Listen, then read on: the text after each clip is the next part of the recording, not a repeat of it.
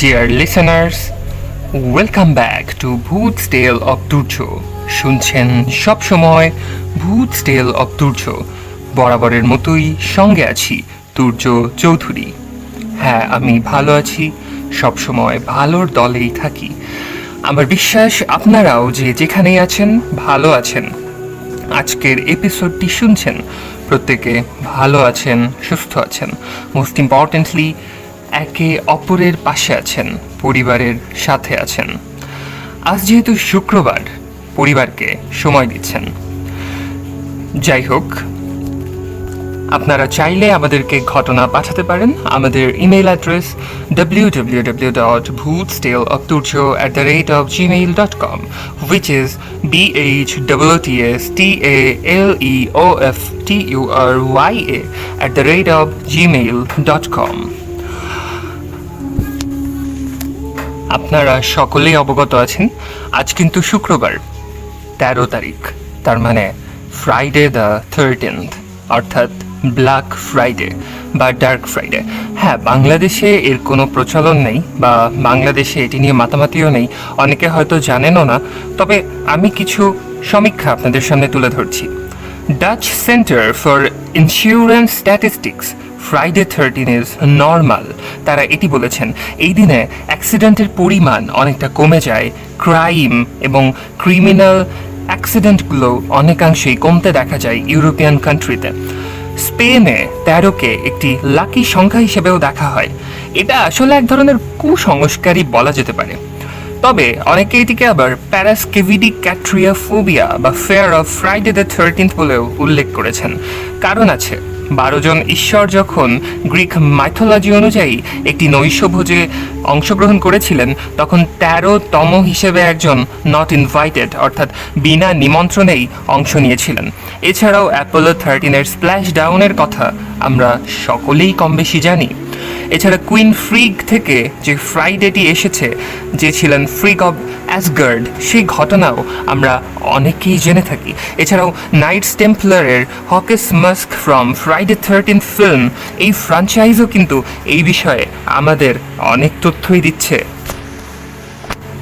Friday 13 বা black Friday নাকি অন্য কিছু, পশ্চিমা দেশগুলো এই দিনটাকে কুফা করে রেখেছে। হ্যালোইন ফেস্টিভ্যালের মতো তারা ধরেই নিয়েছে যে মাসে 13 তারিখ শুক্রবার, ওইটা শিওর কুফা হবে। এখন আন্তর্জাতিক রিপোর্ট অন্য কথা বলছে, তা আপনাদের মাত্রই জানালাম। যারা ডার্ক ফ্রাইডে বিলিভ করেন, মান্য করেন বা ভয় করেন, তারা এই দিনে হয়তো অনেক কিছু উপলব্ধি করতে পারবেন। আমার কিছু পার্সোনাল অপিনিয়ন শেয়ার করি। 13 বা 13 আমার কাছে কোনো কুফা বা অদ্ভুত সংখ্যা মনে না হলেও বিশেষ সংখ্যা বলেই মনে হয়। কেন? কারণটা খুবই সহজ। একটু খেয়াল করে দেখুন, 12 বছরে 1 যুগ হয়, 13তে কেন হলো না? 12 মাসে হয় 1 বছর, 13তে নয়। 12কে দ্বিগুণ করেই হয় 1 দিন, 13কে দ্বিগুণ করতে হয় না। 12 মিনিটের 5 গুণ হয় 1 ঘন্টা। আবার ঘড়িতে 1 থেকে 12 অবধি সংখ্যা, 13 কিন্তু নেই। মানেটা কি অবাক করা? 13কে কেন বারবার অ্যাভয়েড করা হচ্ছে? আসলে ব্যাখ্যাটা হয়তো সহজ। 12তে সর্বদা একটা সাইকেল বা চক্র সম্পন্ন হয়, কিন্তু প্রশ্ন একটা থেকেই যাচ্ছে, সেই প্রাচীনকালে 12তেই কেন একটা সাইকেল বা চক্র করতে হলো? 13 বছরে কি একযোগ হতে পারতো না? কিংবা 13 দ্বিগুণ 26 ঘন্টায়ও তো হতে পারতো একদিন, কেন হলো না? 60 মিনিটেই 1 ঘন্টা হবে কোথায় লেখা ছিল? আরেকটা ধাঁধা, মিশরীয় বা ইজিপশিয়ান ক্যালেন্ডারের সর্বশেষ তারিখ ছিল 12-12-12, মানে 2012 সালের 12 ডিসেম্বর। তাই আমার কাছে মনে হয় 13কে সর্বত্র আলাদা করে রাখার একটা টেন্ডেন্সি আমাদের মধ্যে রয়েছে, যা আমার অন্তত এখন জানা নেই। তাই আমরা 12 মাসেই 1 বছর হিসাব করছি। যাই হোক, ব্যক্তিগত অভিমত এবং বিশ্লেষণের কথা ছেড়ে এবার চলুন ফ্রাইডে দ্য 13 নিয়ে দুটি ঘটনা শুনে আসি। বাই দ্য ওয়ে, আমি বিদায় নিয়ে নিচ্ছি আপনাদের থেকে। সরাসরি এখন আমাদের 2 জন লিসেনার আপনাদেরকে ঘটনা, তারা ঠিক অডিও ক্লিপ পাঠিয়েছেন এবং তারা ঠিক যেভাবে বলেছেন আমি সেভাবেই আপনাদেরকে অডিও ক্লিপগুলো প্লে করে শোনাচ্ছি। তার আগে বলে নিতে চাই, নতুন হলে সাবস্ক্রাইব করে ফেলুন আমাদের ইউটিউব চ্যানেল, এবং ফেসবুকে শুনে থাকলে অবশ্যই অবশ্যই অবশ্যই ফলো করে দিন।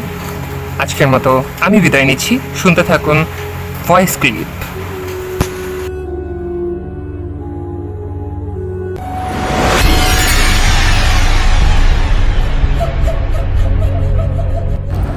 হ্যালো লিসেনার্স, আমি জেনিস ইনফেরিয়র অ্যাপার্টমেন্টের ১৩ নম্বর ফ্লোরে থাকি। আমি এখন যে ঘটনাটি শেয়ার করতে যাচ্ছি তা আমার সাথে ঘটেছিল ১৩ই মার্চ ২০২০। দিনটি ছিল শুক্রবার। আগেই বলে রাখা ভালো, আমি ডার্ক ফ্রাইডে বা ফ্রাইডে দ্য 30তে বিশ্বাস করতাম না। ইভেন আমি তখন জানতামও না এই বিষয়ে। তো হলিডের মতোই সন্ধ্যার প্রেয়ার শেষে চার্চ থেকে বাসায় ফিরছিলাম। আমার হাতে ছিল ফাদার ক্রুস্তর দেয়া গড যিশুর প্লাস। আমার হাজব্যান্ড একটা কাজে দেশের বাইরে থাকায় ওই দিন সন্ধ্যায় আমি একাই ফিরছিলাম। রাস্তার দুধারে গ্রেভইয়ার্ড, তাতে মোমবাতির মিটিমিটি আলো ছিল। হঠাৎ চোখ আটকে গেল একটা জায়গায়। মোমবাতির মিয়ে যাওয়া আলোয় আবছা অস্পষ্ট দেখলাম একজন মহিলা, তার কোলে সম্ভবত ছোট নবজাতক বাচ্চা। বাতাসে চুল উঠছে। অন্ধকারে মুখ বুঝতে পারিনি।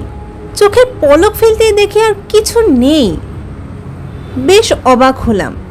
প্রথমত, গ্রেভইয়ার্ডে কেউ ছোট শিশু নিয়ে সন্ধ্যায় আসবে না। দ্বিতীয়ত, আমি চোখের পলক ফেলতে আর কিছু দেখলাম না। চোখের ভুল ভেবে মাথা থেকে সরিয়ে দিলাম বিষয়টা। রুমের মেইন ডোরে এসে যখন লক খুলতে যাব, মনে হলো আমার রুমের মধ্যে ফিসফিস করে কেউ যেন কথা বলছে। আমি দরজা খুললাম, ঘরে লাইট অন করলাম। খুবই অবাক হয়ে দেখলাম রুমের ফ্লোরে একটা চিরকুট, তার পাশে লাল রঙের দুটি বেলুন। আমি চিরকুটটি হাতে নিতে স্পষ্ট শুনতে পেলাম জোসেফ আমাকে ডাকছে। আমি ছুটে ওয়াশরুম, কিচেন, ডাইনিং হলে গেলাম। জোসেফ, তুমি কখন এলে? জোসেফ! কই না, কেউ নেই তো। হাতের চিরকুটটার কথা মনে পড়ল। তাকাতেই দেখি রক্তের মতো ভেজা কিছু দিয়ে লেখা 13/3/2020। আমি সত্যিই অনেক ভয় পেয়েছিলাম। দ্রুত জোসেফকে কানেক্ট করি। সে জার্মানিতে দিব্যি আছে, সব ঠিকঠাক। তাহলে কি ঘটল? সবচেয়ে বড় কথা, লক করা ঘরের মধ্যে কিভাবে এলো এগুলো? লাল বেলুন দুটো তখনও রয়েছে। মাথা থেকে বিষয়টা সরিয়ে ফেলতে চেষ্টা করলাম। বেছিনে মুখ ধুতে গিয়ে আয়নায় তাকিয়ে ফের চমকে উঠলাম। আয়না কুয়াশার মতো ব্লারি, ঝাপসা হয়ে আছে। আর তাতে লেখা, আঙুল দিয়ে লেখা 13/3/2020। লেখার নিচ দিয়ে ধীরে ধীরে পানি গড়িয়ে পড়ছে।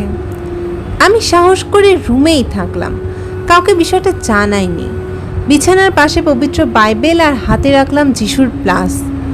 সারাদিন ক্লান্ত থাকায় কখন যেন চোখ লেগে এসেছিল। বেশ জোরে একটা শব্দ হয়, জেগে উঠলাম। বলতে গেলে এক লাফে উঠে বসেছি। ঘড়িতে তখন ইন্টারন্যাশনাল টাইম দেখাচ্ছে 13:13, মানে রাত 1:13। বেলকনিতে গিয়ে দেখি নিচে অনেক ভিড় জমেছে। তারপর জানতে পারি পাশের বিল্ডিংয়ের মেরি টয়া তার ছোট মেয়েকে নিয়ে ছাদ থেকে লাফিয়ে সুইসাইড করেছে। আমি ভদ্রমহিলাকে চিনতাম। খুবই অনাকাঙ্ক্ষিত ছিল ঘটনাটি। আমি বিশ্বাস করতে পারছিলাম না মেরি টয়া সুইসাইড কেন করলেন। আমার তখন বারবার চার্চের গ্রেভইয়ার্ডে দেখা সেই ছায়ামূর্তির কথা মনে পড়ছিল, যার কোলে ছিল ছোট শিশু।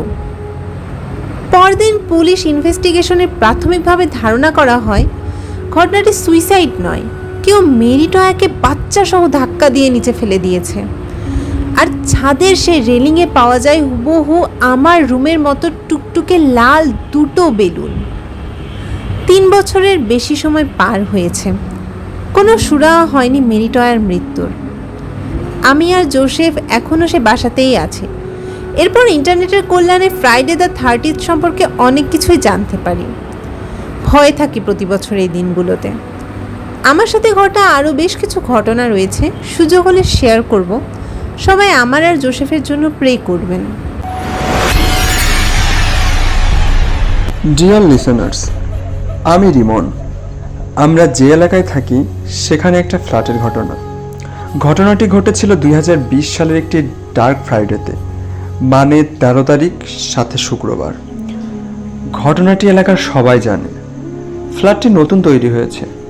দারোয়ান বিকেল হলে সব কিছু বন্ধ করে দিয়ে মেইন গেটে তালা দিয়ে চলে যায়। মালিক অবশ্য অস্ট্রেলিয়ায় থাকে, ভিতরে কিছু কাজ এখনো বাকি আছে, তাই এখনো ফ্ল্যাটগুলো ভাড়া হয়নি। সেদিন আমি এবং আমার ভাই পড়াশোনা শেষ করে খাওয়া দাওয়া শেষ করলাম। এবার ঘুমোবার পালা, কিন্তু আমাদের কেন যেন ঘুম এলো না সে রাতে। তাই দুইজনে মিলে ঠিক করলাম আমরা একটা মুভি দেখব। হঠাৎ আমার চোখ গেল জানালার দিকে। আমাদের জানালা থেকে ওই বাড়ির ছাদ সরাসরি দেখা যায়। আমি দেখলাম কিছু বাচ্চা ছেলে মেয়ে এবং কয়েকজন মহিলা হাঁটাহাঁটি করছে। হাতের ইশারায় ভাইকে দেখালাম, সেও দেখে খুব অবাক হয়ে গেল। ওই মুহূর্তের ভয়ের অনুভূতি বর্ণনা হয়তো করতে পারবো না, কারণ যেই বাসায় কাউকে ভাড়ায় দেওয়া হয়নি সেখানে এত মানুষ ছাদে এলো কিভাবে? ভুল হতে পারে, কিন্তু একই সাথে দুইজনের ভুল কিভাবে হবে? আমরা তাকিয়েছিলাম, হঠাৎ দেখি সব গায়েব। জানালার পর্দাটা টেনে দিলাম, কিন্তু সেদিন সারা রাত আর ঘুম হলো না। পরের দিন সকালে নাস্তার টেবিলে আমরা আলোচনা করছিলাম।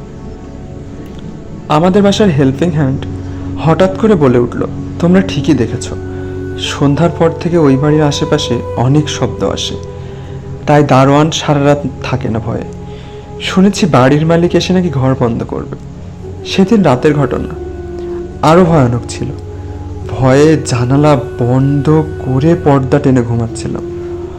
হঠাৎ কোনো মহিলার কান্নার শব্দে আমার ঘুম ভেঙে যায়।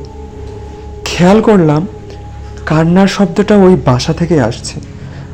ভয়ে দুই ভাই মা বাবাকে ডাকা শুরু করলাম। ওনারা এসেও একই শব্দ শুনতে পেলেন।